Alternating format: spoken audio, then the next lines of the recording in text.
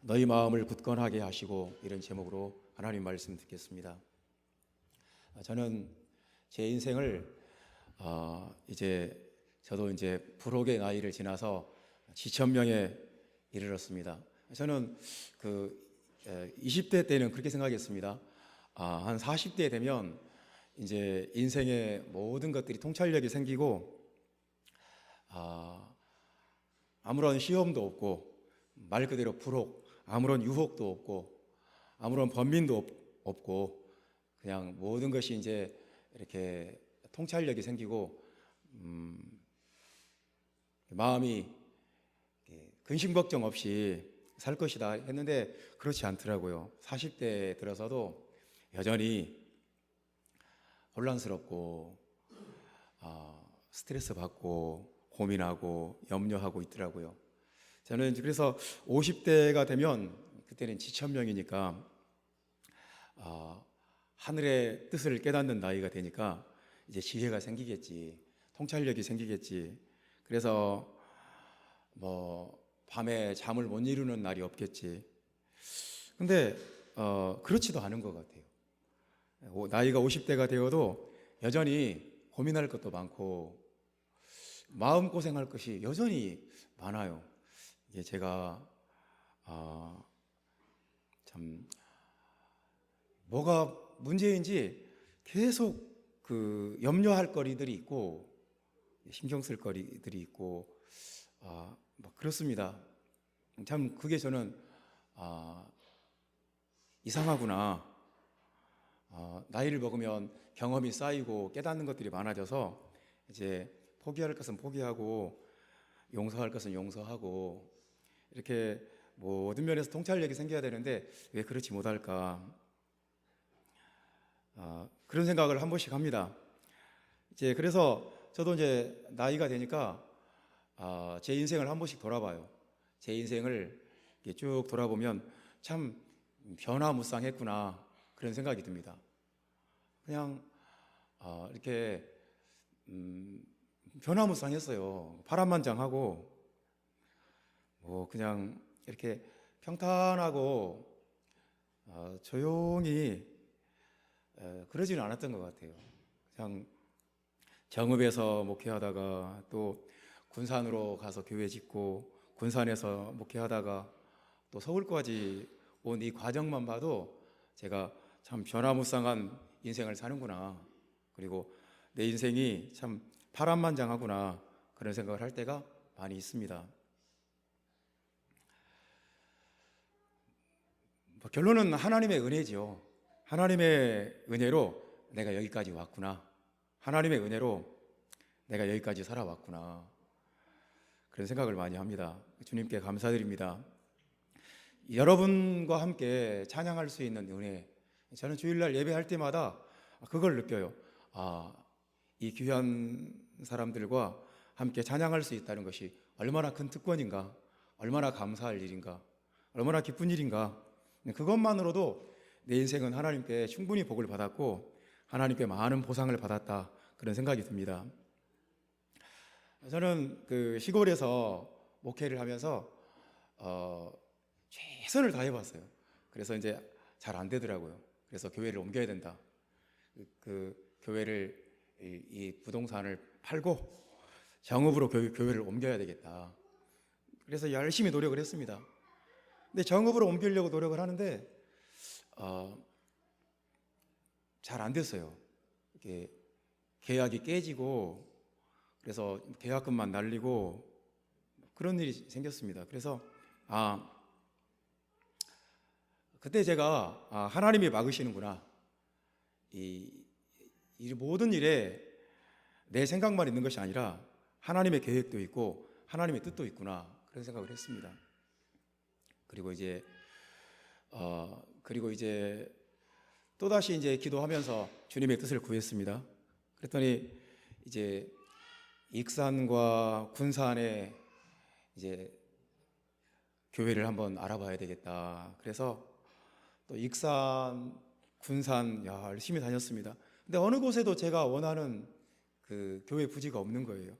익산을 그냥 한 달 가까이 이렇게 돌아다녀도 여러 부동산 소개를 받아서 자꾸 다녀도 제가 원하는, 제가 생각했던 그 기도하면서 갖고 있는 그 이미지가 있잖아요. 그 교회는 이런 곳에 세우고 싶다. 기도하면서 마음속에 품고 있는 그 이미지가 있지 않습니까? 그런 내가 기도하면서 마음속에 품고 있었던 그런 땅이 안 보이는 거예요. 그래서 군산으로 갔습니다. 군산도 그 부동산 공인중개사 날마다 그 사무실로 출근을 하는 겁니다. 그래서 그분 데리고 군산 전역을 다니는 거예요. 계속 소개를 받아요. 하루에 몇 개씩 계속해서 소개를 받습니다. 그 사람 이게 소개를 다 받으면 또 다른 사람 만나는 거예요. 땅을 좀 소개해 주세요. 또 그분에게 막 소개를 받아서 여러 군데 막 다닙니다. 근데 제가 기도하면서 생각했던 땅이 있었어요. 교회 지을 땅은 코너여야 된다. 어디 그 구석진 골목 사이에 있는 땅은 안 된다. 이렇게 기역자로 꺾인 땅이 있잖아요. 이쪽에도 도로가 있고 이쪽에도 도로가 있고, 물론 섬처럼 사면에 도로가 있으면 안 되지만 이쪽에도 도로가 있고 이쪽에도 도로가 있고, 이렇게 코너 땅, 그 땅이어야 된다, 그 생각이 있었고, 그 교회 지을 땅은 이렇게 길가에서 푹 꺼진 땅이 아니라 약간 길가에서 이렇게 올라와 있는 그런 땅이어야 된다, 그런 생각을 갖고 있었습니다. 그리고 평수는 한 200평, 최소한 150평은 넘어야 된다, 그렇게 생각을 했습니다. 근데 그런 땅이 안 나타나는 거예요. 그럴 수밖에 없는 게 돈은 딱 제한되어 있는데 나는 그 땅을 사고 싶은 거예요. 그래서 얼마나 그 땅을 오랫동안 찾았는지 모릅니다. 그냥 그 공인중개사분이 마음씨가 참 착한 분이었어요. 그래서 제가 아무리 많이 보여줘도 제가 오케이를 안 하는 거예요. 이건 아니라고. 근데 어느 날 땅 하나를 봤는데 딱 제가 기도했던 그 땅이에요. 이쪽에도 도로가 있고 이쪽에도 도로가 있고 딱 코너에다가 200평인 거예요. 딱 200평. 근데 문제는 그 동네가 너무너무 황무지 같은 거예요. 그러니까 군산시가 이 경기가 다 죽어가지고 그 주변이 완전히 황무지. 그냥 서부 영화 찍으면 딱 좋을, 정말 제가 가서 그랬다니까, 여기서 서부 영화 찍으면 딱이겠다. 교회 바로 앞에 한 거대한 돌산이 있었는데 그 돌산이 그냥 한 2만 평 되는 돌산이 있었어요. 그러니까 아파트를 지으려고 이 산을 폭발을 하다가 중단해 버렸어요. 그러니까 얼마나 이 황량하고 을씨년스럽겠어요. 교회 바로 앞에 거대한 고압선 철탑이 지나가고 그 2만 평 그 땅에 그 폭파하다가 마른 산. 그래서 진짜 카우보이만 나타나면 돼요. 거기는 서부 영화 찍어도 전혀 문제가 없어요. 주변에는 그 어떤 민가가 없어요. 근데 그 땅이에요. 제가 꿈꾸고 제가 바라봤던 땅이 바로 그거였어요. 그래서 그걸 샀습니다. 그래서 이제 거기다 교회를 짓고 우리 아름다운 교회 형제 자매들 얼마나 저한테 사랑을 많이 베풀어 주시고, 그래서 교회를 무사히 지었습니다. 정말 주님의 은혜로 교회를 예쁘게 지었어요. 제가 지금도 군산에 가면 한 번씩 둘러보는데 참 교회가 예쁘구나, 그런 생각이 들어요. 그때 교회를 예쁘게 지었구나, 그 생각이 듭니다. 근데 그 아파트, 우리 교회 앞에 있는 그 돌산이 어느 날 갑자기 아파트 단지가 들어온 거예요. 그 산을 또다시 폭파하기 시작하더라고요. 매일매일 막 그 다이너마이트를 넣고 막 뻥뻥 산을 막 폭파하고 산을 막 깎아 내립니다.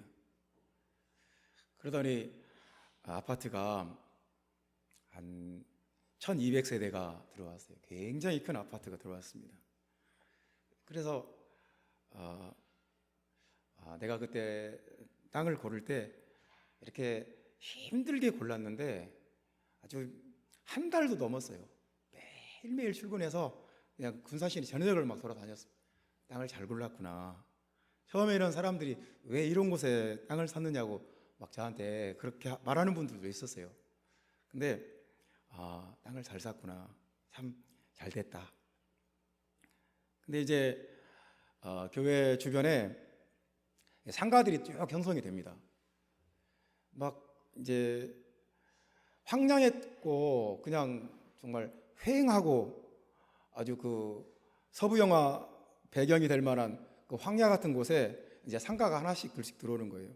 미용실도 들어오고 떡집도 들어오고 빵집도 들어오고 과일 가게도 들어오고 생선 가게도 들어오고 무슨 조그마한 마트도 들어오고 반찬 가게도 들어오고 막 들어옵니다.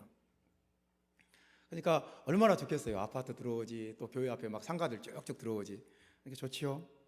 훨씬 이제 사람 사는 곳 같고 또 분위기가 좋습니다. 근데 문제는 이 상가들이 한 2달 만에 문을 닫는 가게를 봤어요. 분명히 상가를 이제 새로 세우고 거기에 막 상가들이 입주를 하는 거예요. 근데 한 1년도 못 가고, 아니 6개월도 못 가고 딱 한 2달 만에 문을 닫는 가게들이 생기더라고요. 한두 개가 아니에요. 여러 가게가 한 2달 만에, 아니면 넉 달 만에, 한 7개월 만에 문을 닫는 가게들이 막 생기는 거예요. 군산은 되게 뭐라고 할까요? 이 전라도 말로 아싸리해요. 그러니까 뭐가 된다 싶으면 확실히 되고 안 된다 싶으면 확실히 안 돼요. 이 결론이 빨리 나요. 그래서 안 될 장사다, 안 될 가게다 싶으면 오래 안 가요. 그냥 몇 개월 안에 그냥 끝나버려요. 그냥 그 될 가게다 싶으면 또 오래 가요. 이 결론이 굉장히 빨리 나요. 그래서 문을 닫는 이 가게들이 막 속출하는 겁니다. 그러면은 이제 저는 매일 그 앞에 지나다니면서 보니까 마음이 아픕니다. 이분들 이 가게 시작하려고 아파트 담보로 대출 받았을 것이고, 어떤 사람은 퇴직금 받은 거 다 쏟아 부었을 것이고, 뭐 어떤 분들은 뭐 다 그런 내막이 있는 것 아닙니까? 어떤 사업을 시작할 때는 그냥 막 집에 돈을 쌓아놓고 딱 시작하는 분은 별로 없잖아요. 근데 참 애초에 시작하지 않은 것만 못하다, 그런 생각이 들었습니다. 이걸 시작을 했으면 끝까지 가야 되고 결론을 봐야 되고 그 자기가 처음에 계획했던 것들을 성취를 해야 되는데, 그냥 뭐 몇 달 만에, 아니면 뭐 한 1년 겨우 버티다가, 아니면 1년 반, 2년 만에 그냥 그동안에 거기에 쏟아부었던 모든 것들을 다 날려버리는 것입니다. 그리고 문을 닫아버려요. 망하는 거예요. 그런 걸 보면 참 되게 인상적이고 남의 일 같지 않고 가슴이 아프고 안 됐고 참 얼마나 마음이 힘들까, 그런 생각이 많이 들었습니다. 사랑하는 성도 여러분, 뭐든지 그렇습니다. 시작했으면 그 견고함과 그 굳건함과 그 흔들리지 않음이 있어야 됩니다. 우리가 뭘 시작했든지 그것이 끝까지 가야 돼요.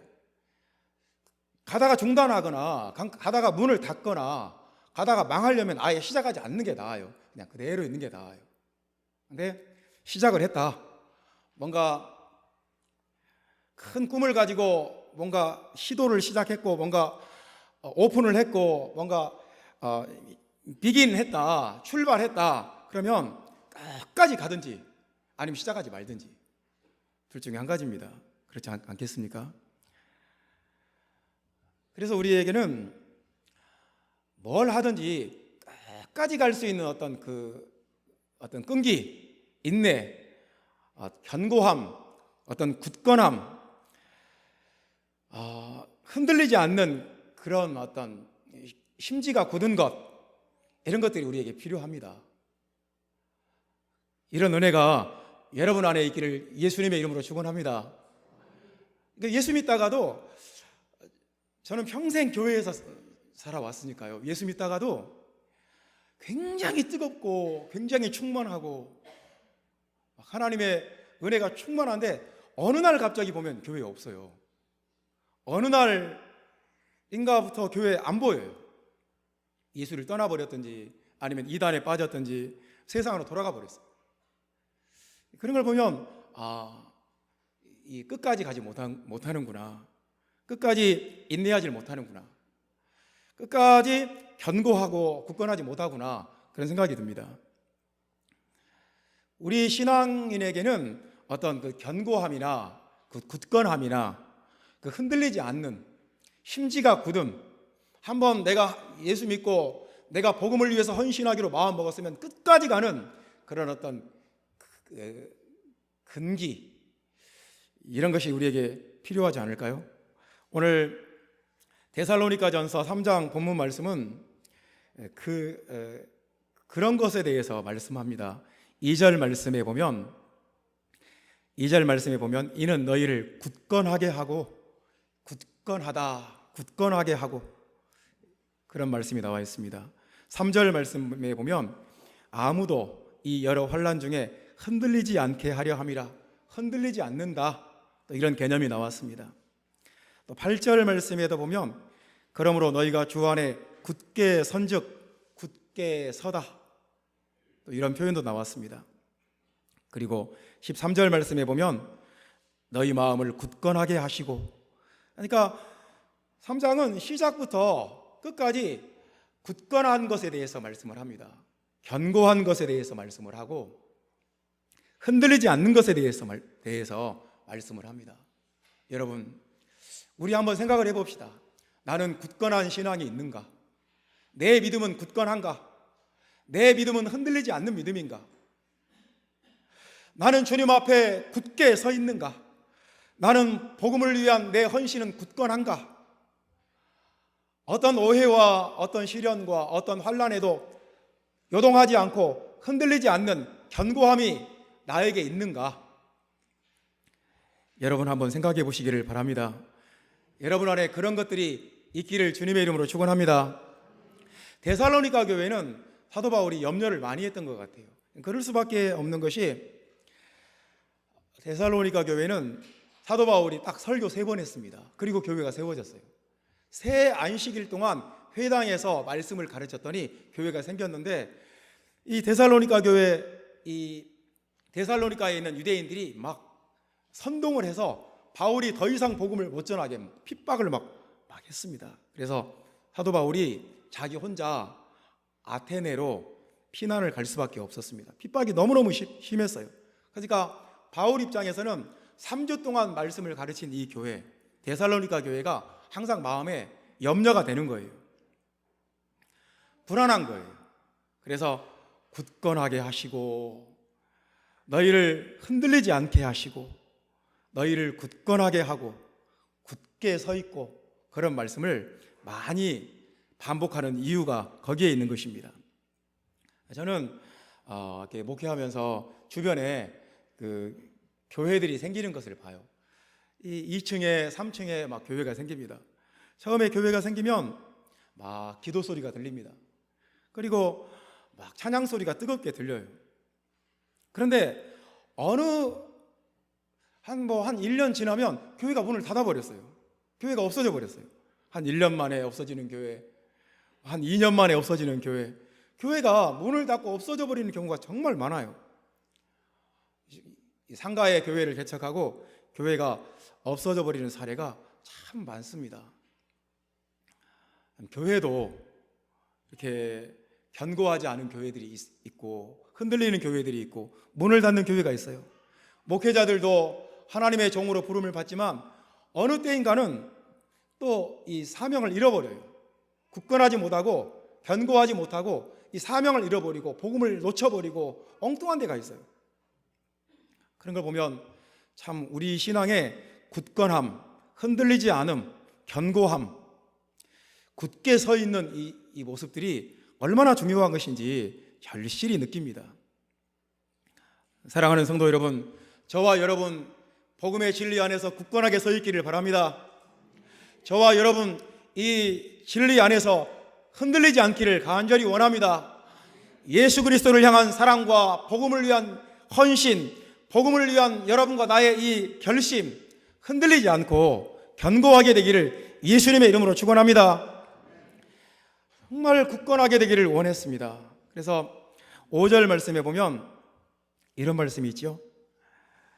5절 말씀에 보면 우리 수고를 헛되게 할까 함이니, 그러니까 만약에 데살로니가 교회가 흔들려 버렸다면, 굳건하지 않다면 사도 바울의 모든 그 사역은 헛수고가 되어버리는 거예요. 우리의 수고가 헛되게 할까 함이니 두려워했어요. 고린도 교회가 흔들려 버려서, 데살로니가 교회가 견고하지 못해서 내 수고가 헛되게 되면 어떡하나 고민을 했던 것 같습니다. 그래서 헛되게 할까 함이니, 그 다음에 8절 말씀에 보면 이렇게도 말씀합니다. 그러므로 너희가 주 안에 굳게 선즉 우리가 이제는 살리라. 안도감이 보이지 않습니까? 바울이 막 휴 하고 한숨 쉬는 게 보이지 않습니까? 이제는 내가 살겠다. 왜? 데살로니가 교회가 견고하게 서 있다는 말을 들었어요. 이제는 내가 살겠다. 우리가 이제는 살리니. 데살로니가 교회가 흔들려 버렸다면 바울은 정말 죽고 싶은 거예요. 죽을 것 같이 괴로운 거예요. 그리고 9절 말씀에 보면 모든 기쁨으로 기뻐하니, 너희로 말미암아 모든 기쁨으로 기뻐하니 너희를 위하여 능히 어떠한 감사로 하나님께 보답할까. 최상급 아닙니까? 모든 기쁨으로 기뻐한다. 왜냐하면 데살로니가 교회가 굳건하게 서 있기 때문에. 어떤 감사로 하나님께 보답할까? 어떻게 하나님께 감사해야 될까? 하나님, 3주 동안 복음을 전했던 교회가 이렇게 굳건하게 서 있습니다. 하나님 감사합니다. 하나님 감사합니다. 어떻게 하나님께 감사할까요? 여러분, 교회가 굳건하게 서 있다는 것은 이렇게 귀하고 이렇게 중요한 일인 줄 여러분 믿으시기를 바랍니다. 여러분 한 사람 한 사람이 굳건하게 서 있다는 거 얼마나 중요하고 감사한 일인지 모릅니다. 저는 오늘도 몇 주 동안 교회 안 보였던 분들이 교회 보이면 그렇게 마음이 기뻐요. 기쁘고 감사해요. 저분이 굳건하구나, 견디고 있구나, 끝까지 이 믿음을 붙잡고 있구나, 지키고 있구나, 마음에 막 안도감이 생겨요. 사랑하는 성도 여러분, 여러분의 신앙이, 여러분 한 사람 한 사람의 신앙이 이 말세 지말에 견고하게 세워져 있기를 예수님의 이름으로 축원합니다. 여러분이 흔들리면 바울의 모든 수고가 헛수고가 되는 거예요. 우리가 이 복음을 들은 것은 결국은 바울의 사역이 지금까지 우리에게 이어져 온 거예요. 여러분이 굳건하게 서 있어야 예수님의 십자가가 헛되지 않습니다. 아멘입니까? 여러분이 굳건하게 서 있어야 바울의 사역이 헛되지 않습니다. 여러분이 굳건하게 서 있어야 이 나라, 이 민족에게 이 오순절 복음을 전한 선교사들의 사역이 헛되지 않습니다. 여러분 한 사람 한 사람이 굳건하게 서 있는 것이 얼마나 귀하고 중요한 일인지 모릅니다. 여러분 아멘입니까? 굳건하게 서 있기를 바랍니다. 여러분이 굳건하게 서 있으면 사도 바울이 천국에서도 이제는 우리가 살리라 그렇게 할 것입니다. 아주 기뻐하고 기뻐할 것입니다. 여러분 한 사람 한 사람 주님 안에서, 복음 안에서 굳건하게 서 있기를 주 예수님의 이름으로 축원합니다. 이 신자가 아주 견고하고 심지가 굳은 시냇가에 심은 나무와 같이 뿌리가 깊이 내려있는 굳건한 신앙이 있고, 그와 반대로 바람에 나는 겨와 같은 인생이 있습니다. 바람에 나는 겨와 같은, 굳건하지 않아요.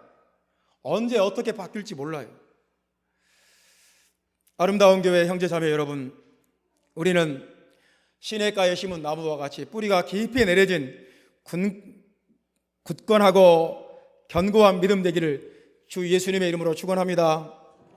굳건한 믿음, 견고한 신앙. 어떤 사람이 견고하고 어떤 교회가 견고한 교회가 될까요? 우리 성경 말씀 보겠습니다. 2절 말씀 다 같이 읽겠습니다. 우리 형제 곧 그리스도의 복음을 전하는 하나님의 일꾼인 디모데를 보내노니 이는 너희를 굳건하게 하고 너희 믿음에 대하여 위로함으로 사도 바울은 자기가 3주 동안 복음 전하고 밤에 막 도망쳐 왔어요. 핍박을 피해서 막 아테네로 도망쳐 왔어요. 그래서 대신에 디모데를 보냅니다. 여러분, 디모데 앞에 관형어구가 3개나 붙었어요. 우리 형제 디모데, 곧 그리스도의 복음을 전하는 디모데, 하나님의 일꾼인 디모데. 디모데 앞에 디모데를 설명해주는 관형어구가 3개나 붙었다니까요. 디모데를 너희에게 보낸다. 그냥 디모데가 아니다. 우리 형제 디모데고, 그리스도의 복음을 전하는 디모데고, 하나님의 일꾼된 디모데를 너희에게 보낸다. 디모데를 보낸다. 왜요? 데살로니가 교회를 굳건하게 하려고 디모데를 보낸 것입니다. 디모데가 가면 뭐 할 건데요? 복음을 가르칠 것입니다.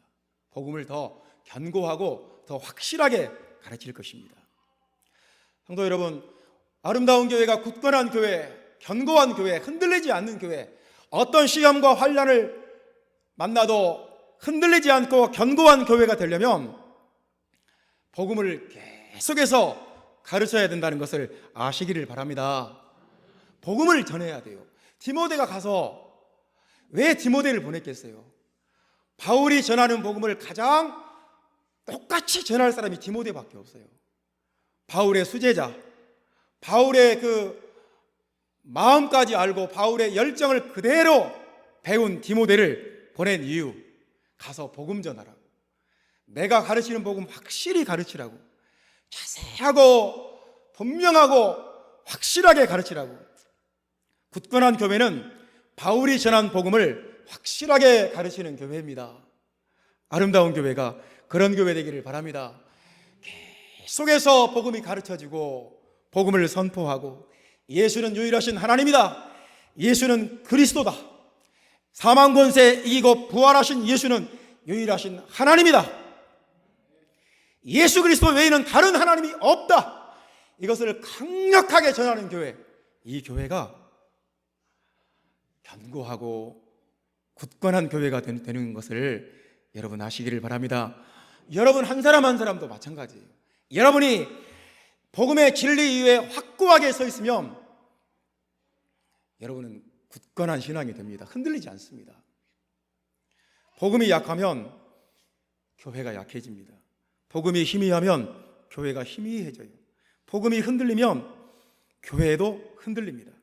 복음이 어두워지면 교회도 어두워져요.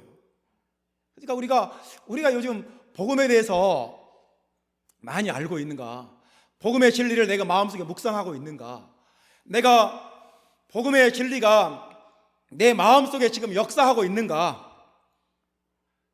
우리가 이런 것들을 생각을 해봐야 돼요. 복음 그렇게 중요한가? 먹고 사는데 별로 도움도 안 되고, 세상에 사는데 복음이 이렇게 중요한가? 돈이 중요하지, 세상 명예가 중요하고, 세상 권세가 중요하고, 세상 즐거움이 중요하지, 복음이 뭐라고, 그렇게 복음은 그냥 교회에서 명분상 가르치는 것 아닌가, 이런 생각으로 마귀는 지속적으로 우리를 공격해요. 우리를 흔들어요. 복음이 이렇게 뭐가 중요하냐, 하루하루 살아가는데 복음 없이도 충분히 살 수 있어. 마귀는 계속해서 우리 마음속에 이 복음에 대한 이 감각들을 무디게 만들어 버립니다. 그런데 우리가 영적으로 깨어있게 되면 복음 없이는 살 수 없어요. 복음의 등불이 내 마음속에 꺼지면 안 돼요. 복음이 없으면 내 마음은 어두워져 버리고 마귀가 주장하게 되고 나는 망하는 거예요. 성도 여러분, 여러분 안에 복음의 등불이 켜져 있기를 예수님의 이름으로 축원합니다. 복음의 불빛이 여러분 안에 환하게 켜져 있어야 돼요. 저는 목회를 잘하고 싶었어요. 정말로 목회를 잘하는 것이, 목회 좀 잘하고 싶다, 목회를 잘하고 싶은 마음이 얼마나 컸는지 모릅니다. 그래서 제가 군산에 갔을 때는 정말로 목회를 잘하고 싶어서 대한민국에서 가장 유명하다는 목사님 설교를 매일매일 들었습니다. 저분들은 어떻게 해서 이렇게 몇천 명, 몇만 명 모이는 교회가 그런 목회를 하는가, 날마다 그분들 설교를 들었습니다. 조용기 목사님, 곽선희 목사님, 그냥 대한민국의 이동원 목사님, 대한민국의 기라성 같은 목사님 설교는 다 들었습니다. 다 듣고 좋은 책들을 많이 읽었습니다. 그리고 열심히 설교를 했습니다. 희망과 꿈과 위로와 용기를 주고 소망을 주는 말씀들을 열심히 전했습니다. 근데 교회가 이상하게 맥이 없더라고요. 이렇게 교회가 이렇게 뭔가 형성이 안 돼요. 교회가 항상 이렇게 쭉 쳐져 있고 밀가루 반죽처럼 교회가 힘이 없습니다. 그냥 이렇게 쭉 흐물흐물하고 그 교회가 뭔가 이렇게 반드시 서지를 못해요. 이렇게 세상을 이기고 뚫고 나가지를 못하더라고요. 제 체험이에요. 몇 년 동안 그렇게 하다가 제가 지쳤습니다. 이렇게 해서 되는 것이 아니구나. 그래서 제가 깨달은 것이 교회는 바울이 전한 복음을 가르쳐야 되는구나. 그걸 절실히 느끼고 그 이후로는 제가 매 설교마다 복음을 가르칩니다. 교회를 살리는 길은 이거밖에 없구나. 교회 안에 복음의 광채가 확실하게 드러나면 마귀가 물러갑니다. 빛이 오면 어둠이 물러가게 돼 있어요. 여러분 안에 복음의 진리가 여러분 안에 확실하게 선포되면 마귀가 물러가요. 우리 교회 안에 복음의 능력이 나타나기를 예수님의 이름으로 축원합니다. 성도 여러분, 우리 사람은 몰라서 죄를 짓는 게 아니에요. 우리는 알면서도 죄를 지어요. 알면서도 죄를 짓고 그게 잘못됐다, 이게 옳지 않다, 이게 틀렸다 알면서도 우리는 죄를 짓고 어리석은 짓을 합니다. 어제 제가 신문 기사를 봤더니 그런 기사가 있습니다. 이런 표현이 있는 거예요. 몰카 판사. 여러분 혹시 그런 기사 봤습니까? 법원의 판사인데 지하철에서 핸드폰으로 몰카를 찍었다는 거예요. 그래서 이 판사가 재판을 받고 있어요. 지금 몰카 판사. 여러분 그럴 수도 있을까요? 아주 법원에서 법복을 입고 사법의 정의를 실행하는 판사가 퇴근하는 길에 지하철에서 몰카를 찍었다는 거예요. 그래서 경찰에 걸려서 알고 보니까 판사였던 거예요. 그분이 지금 재판을 받고 있어요.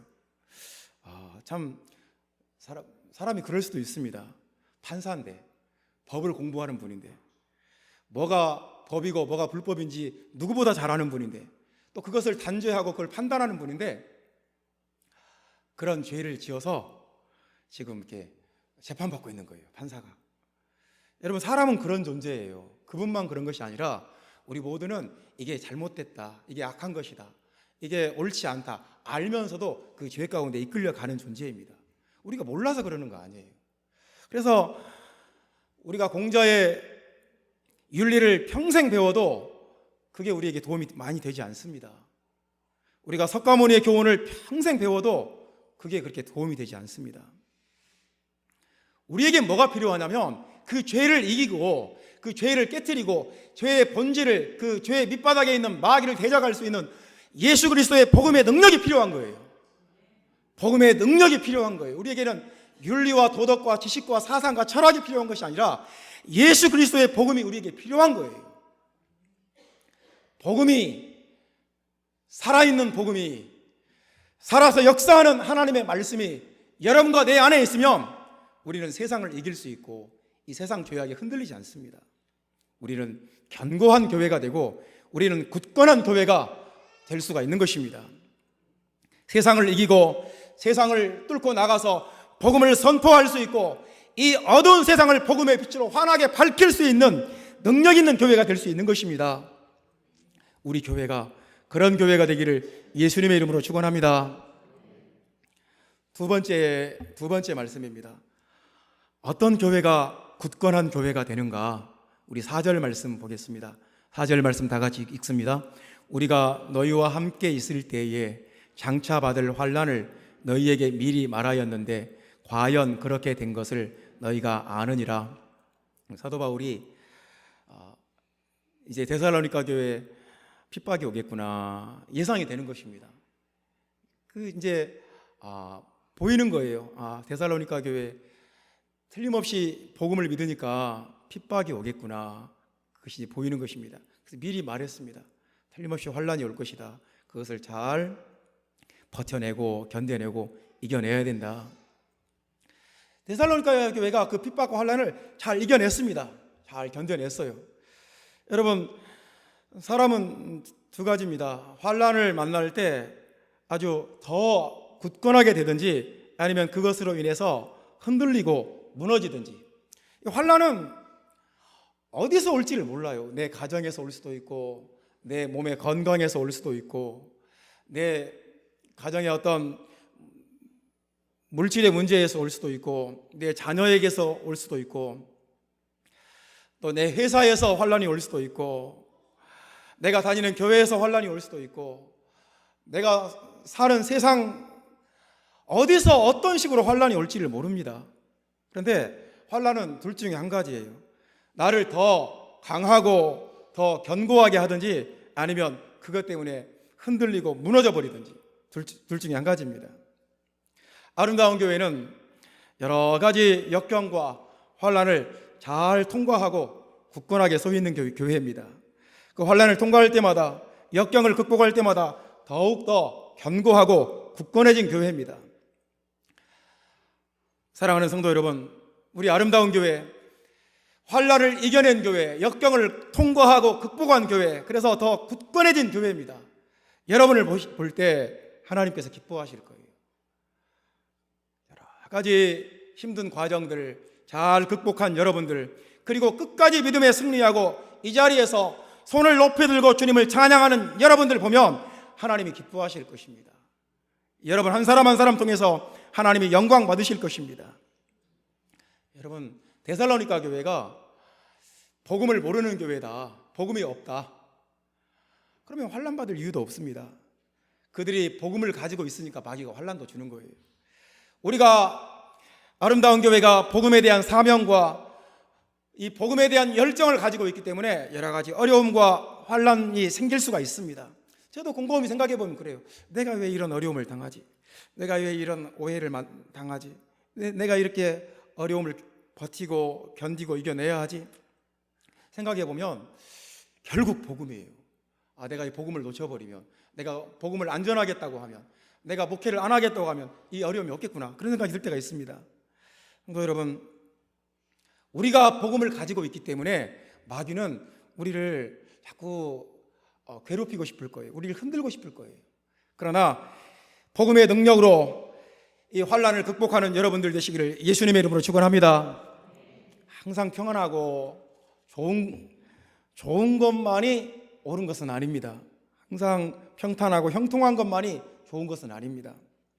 환난을 잘 극복하고 이기고 굳건한 신앙인이 되시기를 예수님의 이름으로 축원합니다.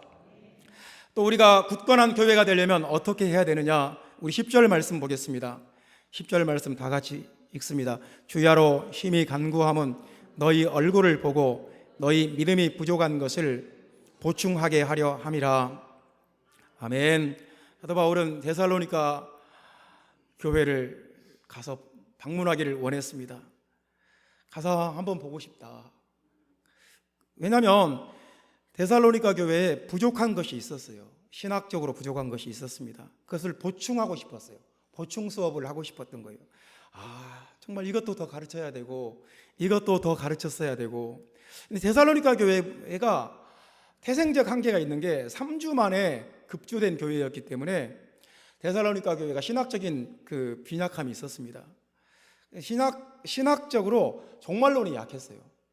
그래서 예수님이 언제 오실 것에 대해서 예수님이 언제 오실지 몰라, 우리 다 사업도 때려치고 모든 것 다 내려놓고 그냥 교회 와서 예배만 드릴까? 이 종말론이 이상해지면 사람들이 삶이 이상해지고 신앙이 삐뚤어져 버립니다. 종말론은 참 중요해요. 건강한 종말론을 갖는 것은 정말 중요합니다. 그래서 사도 바울이 데살로니가 후서에 보면 종말론에 대해서 많이 말씀을 해요. 그걸 보충을 해줘요.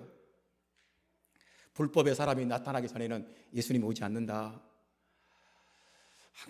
항상 기뻐하고 쉬지 말고 기도하고 범사에 감사해라. 그러면서 현재 이 순간에 최선을 다할 것을 강조합니다.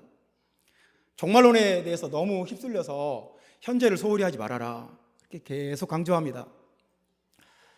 우리는 무엇인가 우리가 부족할 수가 있어요. 우리가 신학적으로 부족할 수가 있고, 우리가 사역이 부족할 수도 있고, 우리가 어떤 인격적인 결함이 있을 수도 있습니다.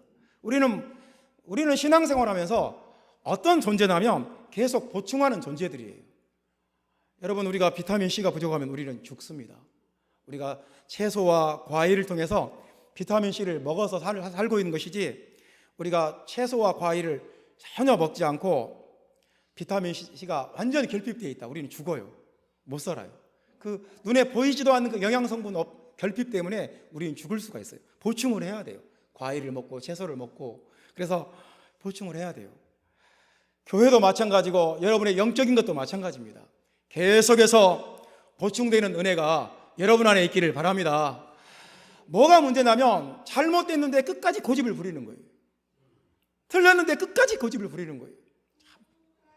아, 내가 이게 부족하구나. 이걸 보충해야지. 이걸 배워야지. 이걸 깨달아야지. 아, 내가 지금 좀 비뚤어졌구나. 내가 이거 바로 잡아야지. 내가 회복돼야지. 내가 이걸 모르고 있구나. 알아야지. 배워야지. 그래서 자꾸 보충되는 교회가 되어야 합니다. 우리가 하나님 앞에 사는 날 동안 우리는 완전하지 않습니다. 내 생각도 완전하지 않고 내 생각이 항상 옳은 것도 아닙니다. 계속 내 관점에 대해서, 내 생각에 대해서, 내 성격에 대해서, 내 삶에 대해서 보충이 필요한 것입니다. 우리 교회가 무엇이 부족한지, 우리가 무엇을 보충해야 되는지 생각을 해야 됩니다. 하나님 앞에서 우리가 무엇이 부족한가 보충하는 은혜가 저와 여러분 안에 있기를 바랍니다. 우리 교회가 좀 막 아름다운 교회가 처음에 시작할 때처럼 복음이 뜨겁고 성령이 충만하고 처음 시작할 때처럼 그렇게 사랑이 가득 차고 전도의 열정으로 불붙어 있는 아름다운 교회가 그렇게 좀 회복되기를 저는 간절히 원합니다. 우리 젊은 세대들이 이제 일어서야 됩니다. 우리 젊은 세대들이 일어서서 우리 교회의 부족한 것들을 막 보충해내고, 우리 청년 세대들이 교회를 새롭게 좀 막 세워나가고, 그런 꿈과 비전이 여러분 안에 있기를 예수님의 이름으로 축원합니다. 보충하는 은혜가 있어야 교회가 견고해집니다. 90년대 아름다운 교회는 전국적으로 유명했습니다. 아주 그냥 복음이 이렇게 잘 가르쳐지는 교회가 없었고, 이렇게 전도에 열정이 있는 교회, 이렇게 찬양이 뜨거운 교회, 대한민국 모든 교회에서 가장 음악과 찬양과 악기가 최첨단을 달리는 교회. 우리는 이제 여기에 만족하지 말고, 이 옛날의 명성에 만족하지 말고, 지금부터 우리가 무엇을 해야 되는지, 우리 교회의 부족함이 무엇인지 찾아내서 계속 보충해서 견고한 교회, 굳건한 교회로 세워 나가야 될 줄로 믿습니다. 네 번째 말씀입니다. 견고한 교회는 어떤 교회냐? 이 네 번째 말씀 보고 마무리하겠습니다. 12절 말씀 봅시다. 또 주께서 우리가 너희를 사랑함과 같이 너희도 피차간에 모든 사람에 대한 사랑이 더욱 많아 넘치게 하사 너희 마음을 굳건하게 하시고, 여러분과 내가 굳건한 신앙을 갖는 네 번째 말씀은 피차간에 모든 사람에 대한 사랑이 더욱 많아져야 된다고 합니다. 피차간과 모든 사람에 대한 사랑이 더욱 많아 넘치게 하사. 참 과유불급이라는 말이 있습니다. 지나치면 부족한 것만 못하다라는 말인데 유명한 말이고 많이 인용되는 말입니다. 뭐든지 지나치면 못 써요. 근데 지나쳐도 좋은 것이 있습니다. 그것이 사랑입니다. 사랑이 지나쳐서 많아서 넘쳐야 된다고 말씀합니다. 하나님의 교회 안에서 피차간에 모든 사람에 대해서 사랑이 좀 많아지고 넘치면 얼마나 좋을까요? 그렇게 되면 그 교회는 굳건한 교회가 된다고 말씀합니다. 사람들이 교회 다니다가 교회를 떠나는 이유는 교회 친구가 없어서. 내 교회 안에 내 마음을 털어놓을 사람 한 사람만 있어도 교회를 떠나지 않는답니다. 근데 교회를 떠나는 이유는 그 한 사람이 없는 거예요, 교회 안에. 사랑하는 성도 여러분, 우리 교회가 견고해지려면 우리는 좀 사랑이 넘치는 교회. 저는 성과를 중시하는 사람이고 어떤 결과를 중시하는 사람이다 보니까 평생을 이렇게 품고 포용하고 사랑을 베풀고 그렇게 살지를 못했습니다. 그래서 저는 이런 말씀을 전하면 당혹스러워요. 내가 이 설교를 어떻게 할 수 있을까? 왜냐하면 제가 절대 이 부분에 대해서 본이 되지 않는다는 걸 잘 알아요. 그래서 우리가 어떻게 하면 사랑이 정말 넘칠 수가 있는가? 어떻게 하면 사랑이 더욱 많아 넘칠 수가 있는가? 교회 안에. 저는 방법을 잘 모르겠습니다. 저는 되게 성과를 중시하는 사람이었어요. 그래서 많은 사람과 이렇게 대립하면서 각을 세우면서 살아온 그런 기억들이 있습니다. 저는 그런 것이 부끄러워요. 내가 이렇게 살아왔구나. 그런데 우리가 우리 삶의 우리 재산, 우리의 진정한 가치, 우리가 정말 부자다. 내가 많은 것을 가지고 있다. 내가 많은 사람과 사랑을 주고받고 있다면 그게 진짜 부자라는 생각이 듭니다. 우리 교회가 큰 교회다. 우리가 많은 사람들에게 사랑을 주고 사랑을 베푸는 교회가 된다면 우리 교회는 큰 교회가, 그 교회가 큰 교회라고 생각합니다. 건물이 큰 교회가 아니라, 사람이 많은 교회가 아니라 진짜 큰 교회는 사랑이 많아 넘치는 교회가 아닌가. 다음 주에 우리가 지역 주민들을 초청해서 예배를 드립니다. 사랑을 베푸는 귀한 기회가 되기를 바랍니다. 성도 여러분, 어떻게 하면 우리 교회에 사랑이 더욱 많아 넘칠 수가 있을까요? 우리 함께 기도합시다. 저는 잘 모르겠어요. 어떻게 하면 사랑이 더욱 많아 피차간과 모든 사람에 대해서 이렇게 될 수 있을까? 이 교회가 굳건한 교회예요. 사랑이 없으면 항상 내부 분열이 일어나서 자기들이 망해요. 서로 물고 서로 뜯고 서로 죽어요. 서로가 서로를 흔들고 서로가 서로를 핥히고 서로가 서로에게 상처내고 서로가 서로를 죽여요. 이 교회가 어떻게 굳건한 교회가 되겠습니까? 사랑이 더욱 많아 넘치는 교회, 아름다운 교회가 그런 교회가 되어서 굳건하게 세워지기를 예수님의 이름으로 축원합니다. 기도하겠습니다.